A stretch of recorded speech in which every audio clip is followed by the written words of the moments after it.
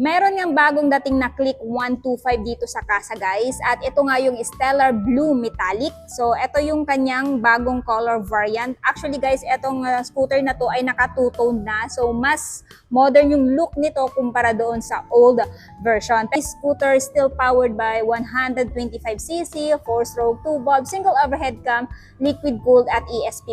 Ito ay may lakas na 8.2 kilowatts at 8,500 RPM and max torque of 10.8 Newton-meter at 5,000 RPM. So dito tayo guys sa kanyang front profile. Of course, nandito pa rin naman yung kanyang design. So yung pinagkaiba lang talaga nito doon sa naunang version is yung kanyang two-toned color. So dito sa front makikita nyo na glossy black, and then meron siyang stripe dito which is orange, tapos yung pangalan niya na Click, and then dito ayan, para siyang dark candy blue yung kulay niya sa personal, no? And then meron din siyang decals dito, o diba, napaka-modern na ng kanyang decals design. And dito sa bandang gilid, meron nakalagay na Click at yung kanyang liquid cooled. So ganun pa rin naman guys, equip pa rin naman siya ng combi brake. Combi brake is combination ng brake sa front at saka sa rear.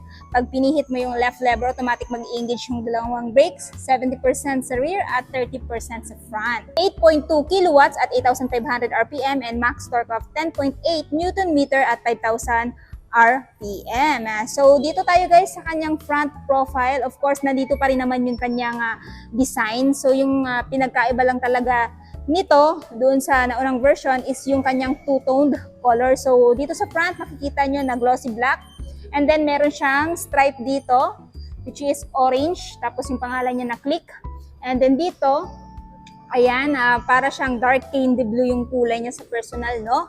And then meron din siyang decals dito, o diba, napaka-modern na ng kanyang decals design. And dito sa bandang gilid meron nakalagay na Click at yung kanyang liquid cooled. So ganun pa rin naman guys, equip pa rin naman siya ng combi brake. Combi brake is combination ng brake sa front at saka sa rear. Pag pinihit mo yung left lever, automatic mag-engage yung dalawang brakes. 70% sa rear at 30% sa front. Suspension, ganun pa rin naman, telescopic. Single wavy disc brake, single pat piston brake caliper. At this one is tubeless pa rin at may tire size na 90 by 80 by 14 inches. So pag mapako to guys, hindi siya basta-basta mag-flat. Then nandito pa rin naman yung kanyang park brake lock. So pag pinark mo to sa mga incline na lugar, makakaasa kang hindi to basta-basta dadaustos. Tapos ganun pa rin naman guys, equip pa rin siya ng fully digital instrument panel. So yung mga information meron dito is speedometer, odometer, fuel gauge, time, ayan. Tapos meron din siyang battery indicator or voltmeter.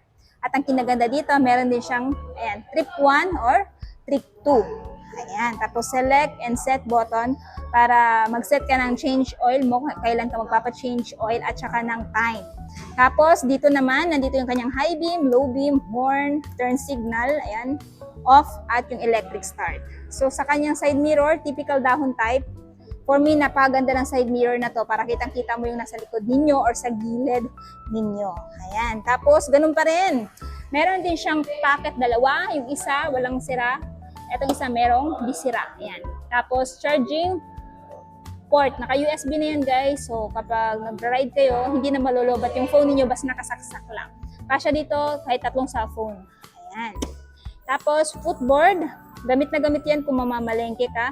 Or meron kang ilalagay dito na maliit na karton, plastic, or eco bag. Tapos meron din siyang yan, utility hook pang sabitan ng plastic. At syempre, yung nagustuhan ko din sa kanya is yung kanyang generous seat cushion. Kasi itong click na to guys, marami tayong nakikita sa daan. Isa kasi ito sa pinagpipilian ng mga riders ngayon dahil aside sa napaka-fuel efficient, napaka-modern na din ang design nito. At the same time, fully equipped ito ng mga feature na kakailanganin nating mga riders kung entry-level scooter yung pag-uusapan. So, check natin yung underseat. Ito yung kanyang underseat, which is 18 liters, kasya ang half-face helmet. So, marami ka pang may lalagay dito guys, like papers ng motor, raincoats, and bags. And then, ito yung kanyang fuel. So, yung fuel naman niya guys, marami ka na ding may lalagay dyan na gasolina dahil nga medyo malaki yung kanyang fuel tank. So, ito ay merong fuel tank capacity na 5.5 liters at kaya nitong umabot up to 50.3 km per liter. Pero yung sa akin guys, umabot ako ng 52 kung, takbong pogi lang, no, or yung hindi umaakyat ng 80 yung takbo ko, nasa mga 60 lang ako, maabot siya ng mga 52 km per liter. So, ganun katipid si Click. So, no wonder, ito yung isa sa mabenta at saka top 1 na mabentang scooter dito sa Pinas. Dahil nga, fuel efficient, modern features, lahat nandito na.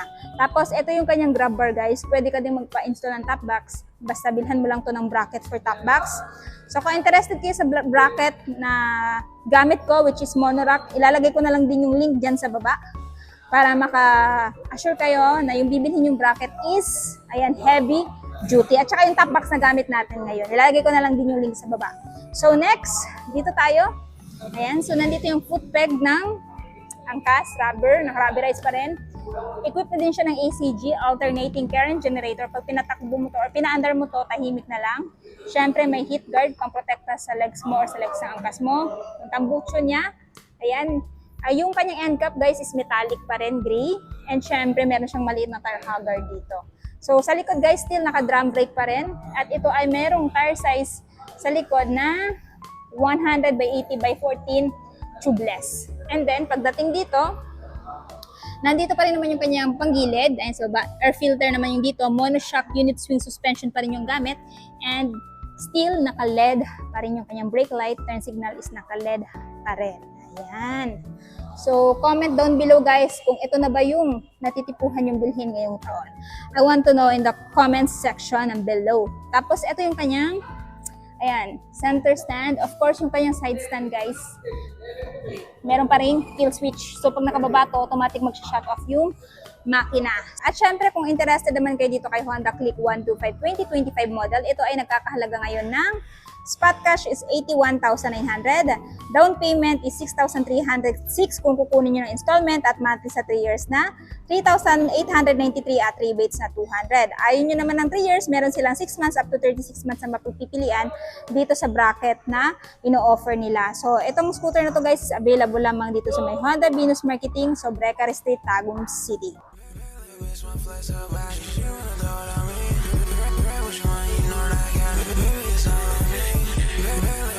Flex up.